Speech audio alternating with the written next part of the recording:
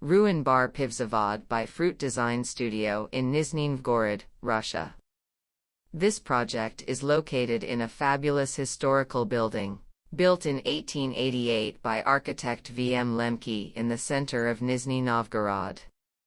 Right after the construction, there were warehouses, repair shops, and shopping arcades.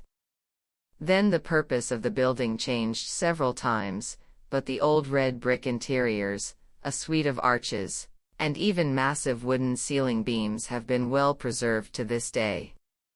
Even the finest details of the interior did not suffer in the course of time, for example, steel brackets mounted in the wall, which served for storage or factory functions. We decided to leave the premises untouched, using it as a shell, and thus a dilapidated historical basis appeared as an installation for the modern objects, granting it new functionality. The task was to design a ruin bar, brutal, but modern, and at the same time cozy. In the entrance hall, there is the first block of the interior, a row of 4 booths made of a metal frame, separated by partitions made of reinforced glass. In the first booth, there is a wardrobe. In the rest of them, there are tables and benches. The metal-framed sofas, zoning the space of the large hall and making it more comfortable, follow them. Near the windows, there are 2 massive tables for large companies, and above the tables, there are lamps that we have designed specifically for this interior. These lamps are in homage to the classic multi-tiered crystal chandeliers. However, they are made of simple and rough materials, rough metal and reinforced glass. A fabulous effect of coziness and warmth is achieved with the play of light passing through the glass. In the center of the second half, we placed a communal table on the base of rough concrete blocks. Right above this tall table, there is a 3-tier glass chandelier, which brings an almost palatial effect to this factory space. The serving counter from the open kitchen is also made of concrete blocks and wooden countertops. If you pay attention to the facade of the Veruk, you cannot but notice that it is finished with galvanized profile sheet. In general, the main task was to collect a solid visual image from rough materials, saving the customer's budget.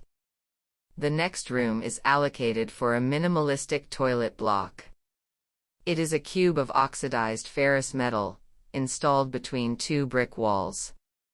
In total, it accommodated 6 toilet stalls and a washbasin area.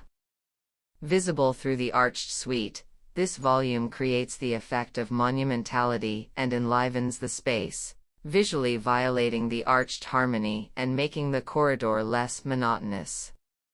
In the back hall, there is a dance area with a portable stage and a service bar.